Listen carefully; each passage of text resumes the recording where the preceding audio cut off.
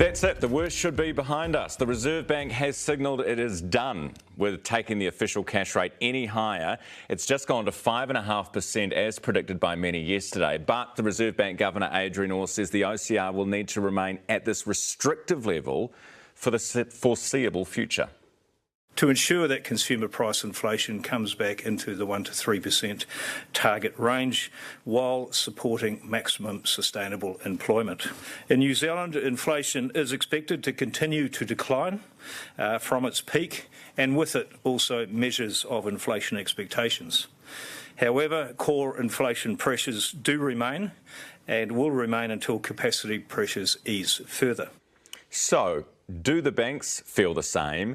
And why do they keep hiking their rates despite high profits? It's a question posed by one of our viewers yesterday, and the reason we are doing this segment today, we're joined this morning by Kiwibank CEO Steve Jurkovic. It is 7:09. Good morning. Morning. Thanks for being here. First of all, have you put your rates up in response yet to that OCR announcement? I note ASB has done. Yeah, look, I mean, normally it takes a little while to settle down and see where markets are at. This was a bit of a surprise because most banks thought that longer term rates would still be going a little bit higher. So we're still working that through at the moment. So no, haven't moved them, but I expect most banks will be making that decision in the next 7 to 10 days. But that feels really close to what will be the peak now. Right. So if you were to move them, would you be moving them up? Yeah, well, I think that's the floating rates particularly be impacted by the 25 points going up. Yeah. But as you look at to the 1, 2, 3, 4, 5 year sort of rates, that money that we used to on-lend to people, those rates have dropped quite sharply in the next couple of days. So actually this morning's probably a little bit early to answer that, but okay.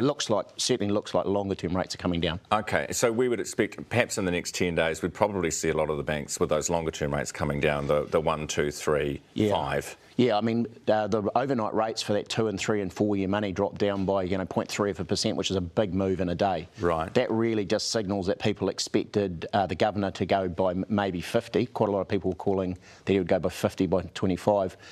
In turn, that means that longer term rates were being priced higher. Yeah. That was wrong. Most people were wrong on that, although I'd say our view was we were going to get 25. That means those costs come down for us. That gets passed on to customers. Because a lot of this is already factored in, right? Banks already factor in what they expect he will do into their pricing. Yeah, and that's where most of us got it quite wrong. So most of us expected that the immigration and that the cooling of the jets, as he refers to it, hasn't they weren't recognising that yet. And so actually that meant a whole lot of banks were out, pricing things for a higher rate rather than the lower that we got today. Plus the budget, right, as well, which we know was fiscally expansionary. I know you say you got it wrong in terms of predicting what he was going to do, but do you think that he's got it wrong in what he's decided to do? Well, look, there's a lot of moving parts, so I think they are reacting to what they assume, but I don't think any of us know whether the idea of the migration being pent-up demand from COVID is true or not yet.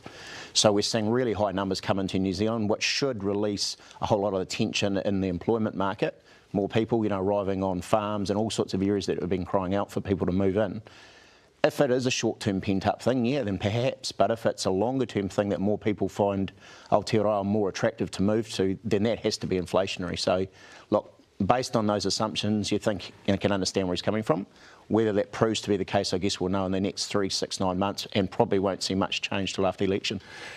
When it comes to Kiwis who, and there'll be many watching now, who literally cannot afford to live at the moment because their rates have gone up so much over the last year alone. There's a family profiled in the Herald this morning who are $450 a week short on their bills, and they're talking about having to move to Australia. Yep. When you're making profits and you're putting rates up, do you feel bad? Look, I think we really recognise how hard that is for customers, and we get thousands of calls a month from people saying, I moved from 2.5% to say this morning at say 6.3 or something like that if you're fixed rate borrowing, or in the 8s if you're floating rate. Makes a huge difference to people's income.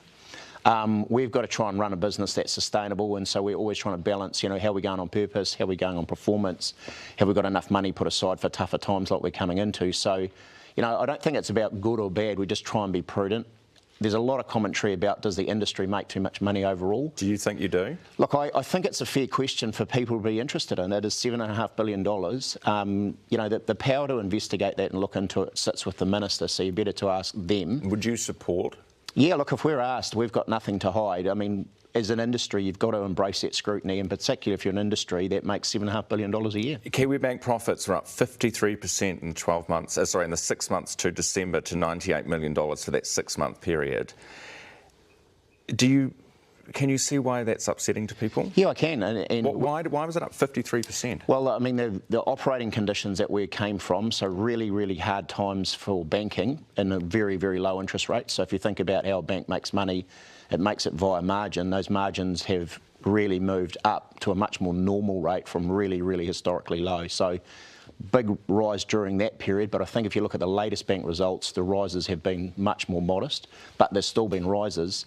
And if I'm sitting in a household that's paying more than $450 more a fortnight, Ryan, I get it that people are concerned about that. Okay, do you get it enough to agree with the Greens, for example, who think you should have a windfall tax on some of that? No, I don't think that's a sensible policy. I think there's you can do a market study to understand what's going on. You can look around the world and benchmark what we're doing. You can look at different rules and regulations, but windfalls are a really interesting situation, right? So if there's a downturn and banks have to use impairments, will we get a rebate? I don't think the Green policy will be that there'll be rebates offered, but I can understand why that's a popular public thing to talk about. Yeah. Thank you very much for coming in this morning. And in summary, you think that we will see probably the variable rate go up, but we should start to see those longer ones come down in the coming days or weeks. So if people are thinking about refixing, maybe hold for a little bit. Well, you've got to work out your own personal circumstances, but I certainly think that our view is by into 2024 we will see rates coming down quite sharply if what plays out and was assumed by the Governor is the case.